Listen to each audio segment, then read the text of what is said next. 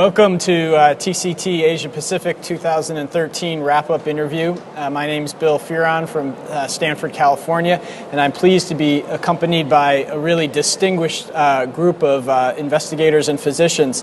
Dr. S.J. Park, who's the chairman of TCT Asia Pacific and a real leader in the field of interventional cardiology, and in particular in coronary physiology and intravascular ultrasound.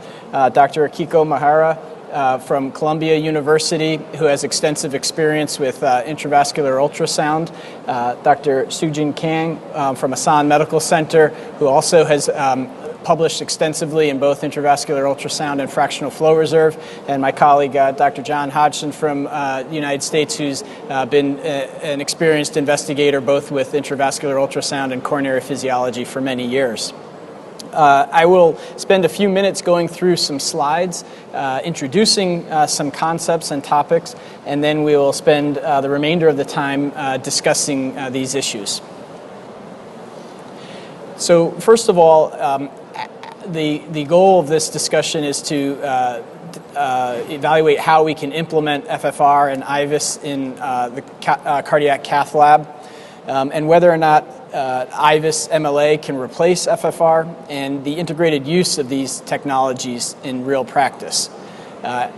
Fractional flow reserve was first described by Nico Piles and Bernard de Bruyne in the early 1990s, the definition being distal pressure divided by proximal pressure during maximal hyperemia.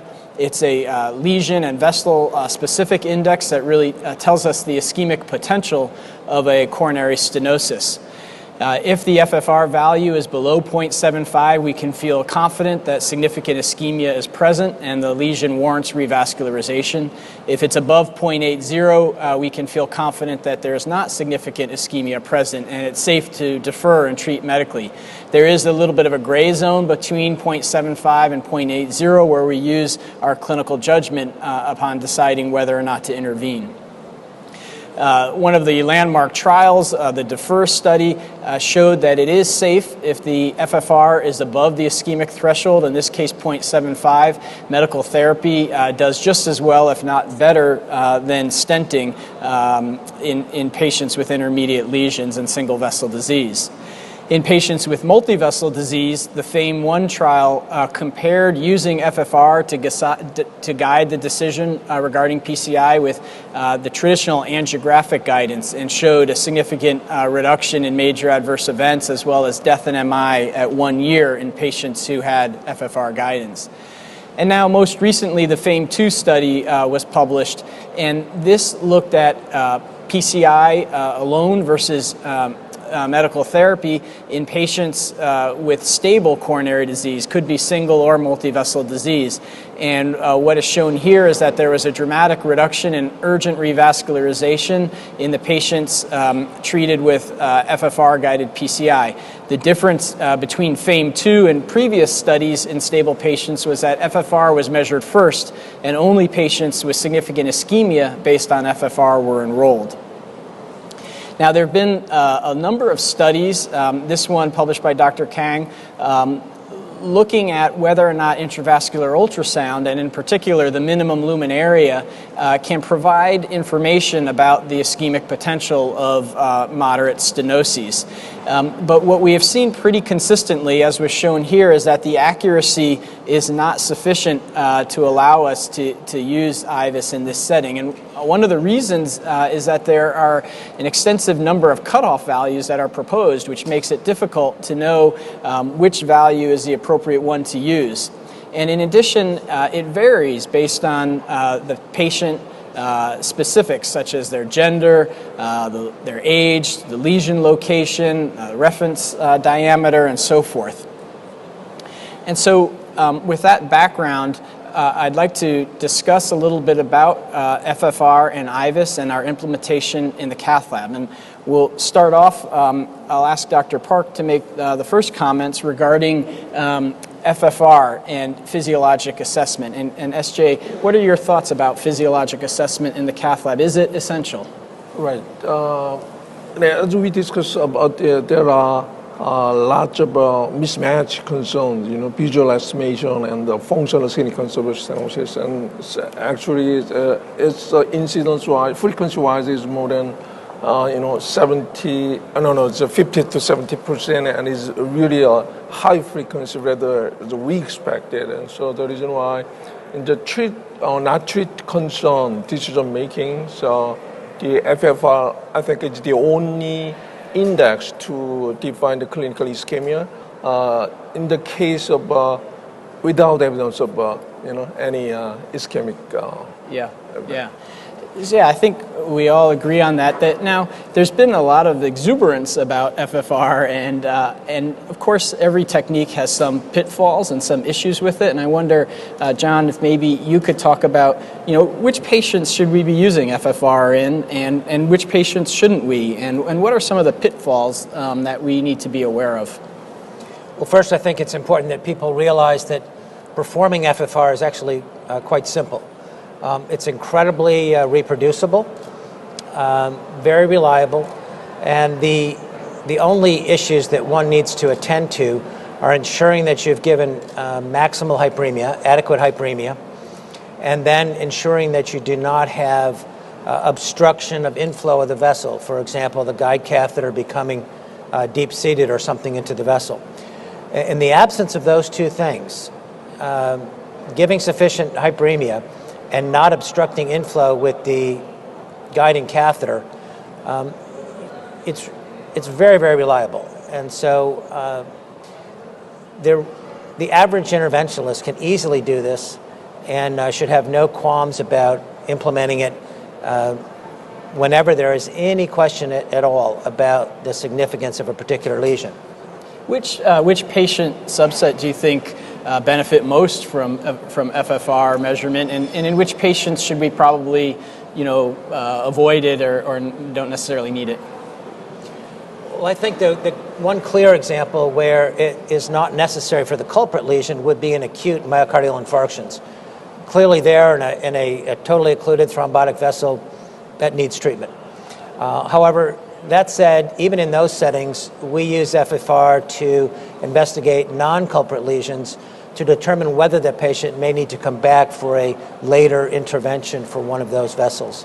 I think the other group where it may be somewhat difficult to use are in very unstable acute patients where there is some evidence of microvascular dysfunction, which you suspect will be transient, will probably improve once their CK release goes down and the thrombus resolves.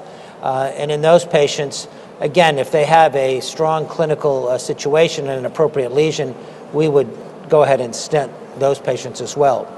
After that, almost anyone else really could benefit from FFR. Yeah, I agree. I think that the multi-vessel disease patient in particular benefits. And if you have a patient with single vessel disease who has a significant appearing lesion and has ischemia based on a stress test in that region, you don't really need FFR. But unfortunately, that's the minority of cases we see. Most patients have, maybe one tight lesion and then a 60% lesion in another vessel or 70% lesion, and that's really where things benefit. Now, we've talked a lot about FFR. Akiko, you have extensive experience with anatomic and morphologic evaluation of coronary lesions, and maybe you could make a few comments on where does Ivis and/or OCT fit into the picture? I think first I have to say we cannot replace the morphological assessment to predict the physiological significance such as FFR. I do need to agree now because we try a lot, but always the accuracy, overall accuracy is at about 70%. That's we agree upon. But however, where the most likely we can guess based on the MLA to predict FFR significance is probably the site which has big myocardial burden, such as proximal LAD or left main. So those areas is usually very diffuse disease, and you are getting confused which FFR you have to believe, because you do the FFR from the LAD to left main, circumflex left main, that's a little bit tricky.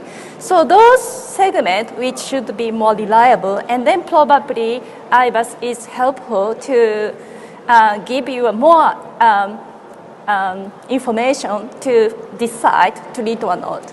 Yeah. Yeah. So, Dr. Kang, you've done a lot of work looking at these various cutoff values. What is your recommendation? Let's start first with the epicardial vessel. Should we be applying Ivis in that setting? And if so, what cutoff value and why, why does it vary?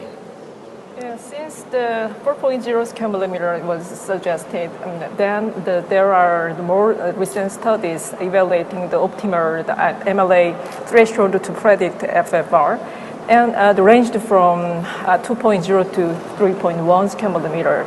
But I don't think that there is no point in the debating which is correct or not, because the more important message is that the 4.0, the previous cutoff value is too big, and the overall accuracies from the suggesting criteria are not more than 70%. It's hard to apply this criteria in the real practice for making a decision to treat or not to treat. So we evaluated Y mismatch, and the conclusion is that there are so many factors, clinical, local factors in various myocardial territory, and we have no way to assess how much the myocardium is.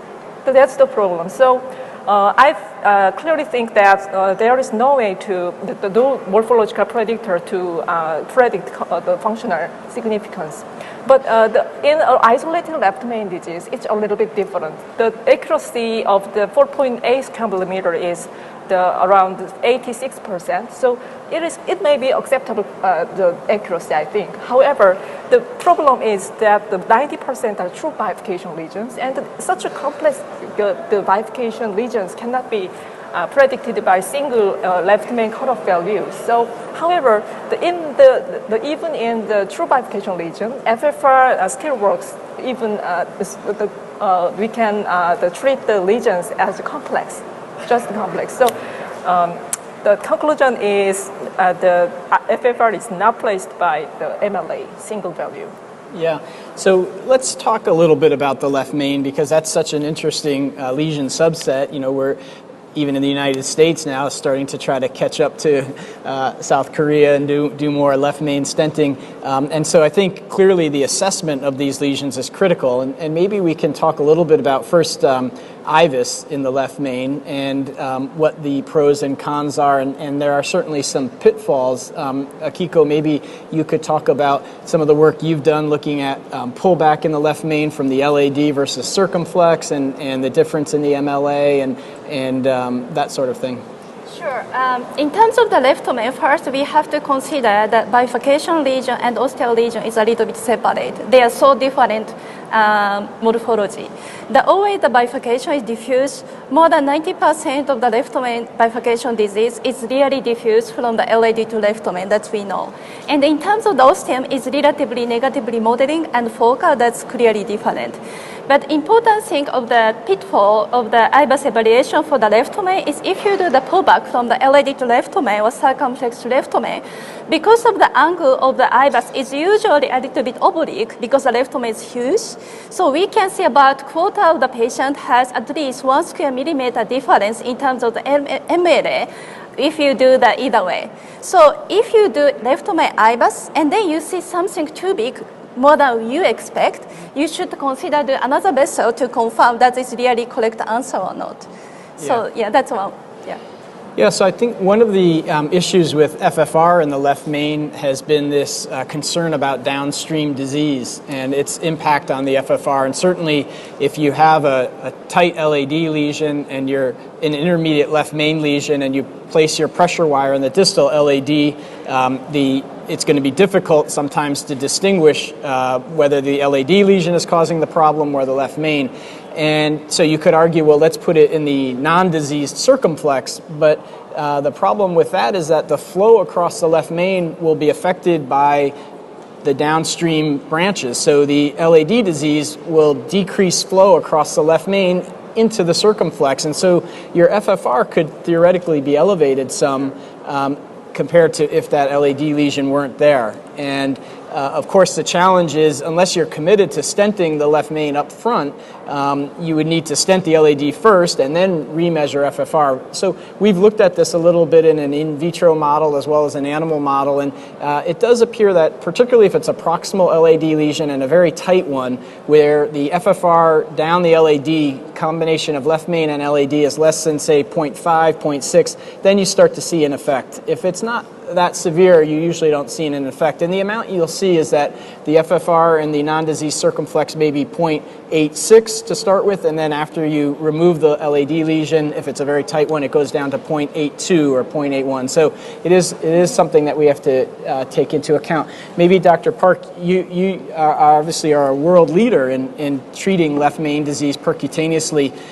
Can you talk about the approach you use for assessing left main disease and how you integrate FFR and IVUS?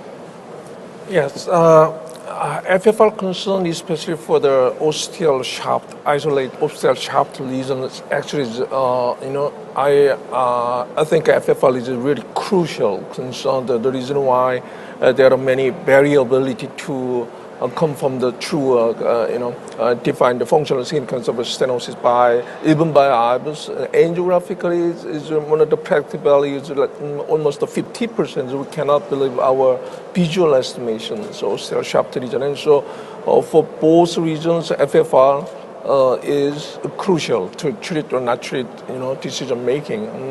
IVUS examination is another, role for the main intervention. And so the first one, so we clearly know that the reference vessel diameter they should be bigger than we expected by IVUS finding that we can make a more, we can choose a more larger size of a stent, we can make a more larger minimal stent areas after the procedure, and that is main, purpose of a pre-IVUS evaluation for the main intervention. And second one is we have to, separate lawns from the LAD to the main and circumflex flame main. The reason why is we have to define whether we're, disease or not in the circumflex ostial part. We can modify the treatment strategies more simpler. From the two stent techniques, we're gonna change a single stent technique. And by IVUS, implement for the main stentings, actually we based on our registry data, almost 80% of cases we just done, so single stent crossover, so quiet decrease two stent technique. And then third one is IVUS role for the procedure optimization concern after the two stent technique. Any two stents, I personally, it doesn't matter too much.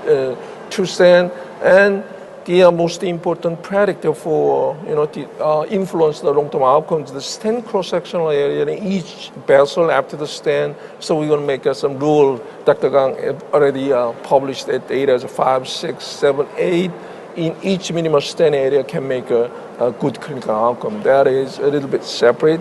FFR, based on the FFR, we can make a good decision, treat or not treat, and by IVUS examination, we're going to make a good, stent procedures optimization concept. Yeah, that's a great summary, and I think it's, with respect to FFR, important to recognize that we do have a lot of data showing that a 0.80 cutoff is applicable in left main disease, just as it is in other vessels, in the epicardial vessels. And I think it's been interesting how things have evolved based on a lot of the work that you've done with respect to the single crossover stent and jailing the circumflex. And even though it looks angiographically tight, if you put a pressure wire down there, it's not really that significant, and we can often just manage those conservatively, and we don't have to embark on complex double stent strategies. Now, this is sort of a difficult question, John, for you, because it depends on, I guess, what perspective you're taking. But how do we integrate two technologies like FFR and IVUS into everyday practice?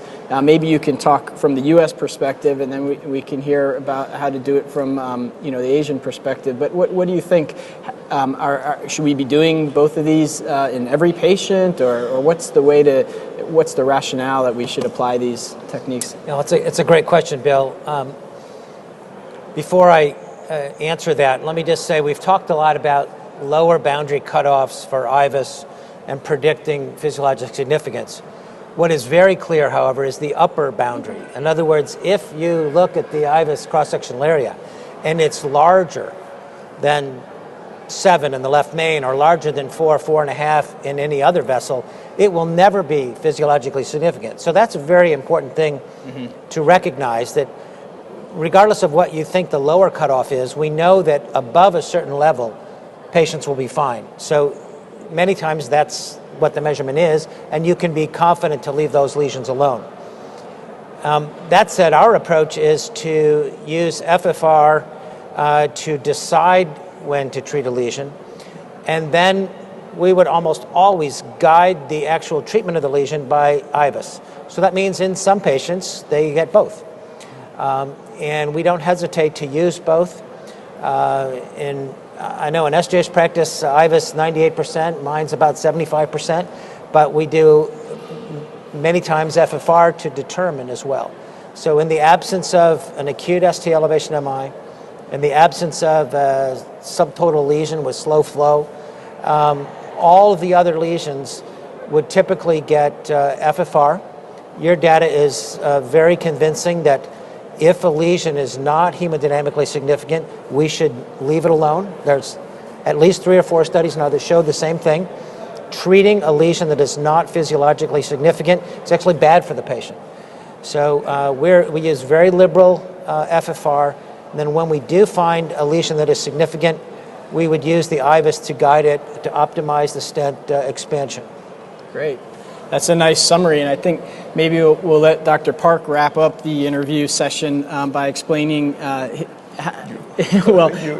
you can make a few comments regarding your thoughts about how we integrate these two techniques and what the appropriate use of both of them should be in the cath lab. Just like Dr. Hodgson mentioned about the main principal concern.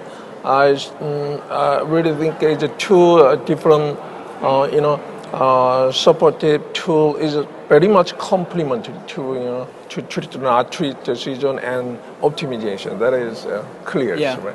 Yeah. So I think we've learned a lot in these few minutes about how we should use FFR to assess lesion significance and whether or not revascularization is warranted.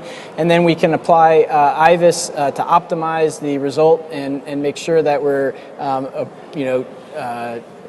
getting the best result for the patient. And we can also use it for morphologic assessment if we have questions about, whether or not it's a calcified lesion, whether we need to do pre-treatment with rotational atherectomy, how side branches are involved, and so forth. So both of these approaches are complementary, like our panelists have mentioned, and help us to really achieve the best outcome we can for the patient. Thanks for joining us. Thank you. Thank you very much.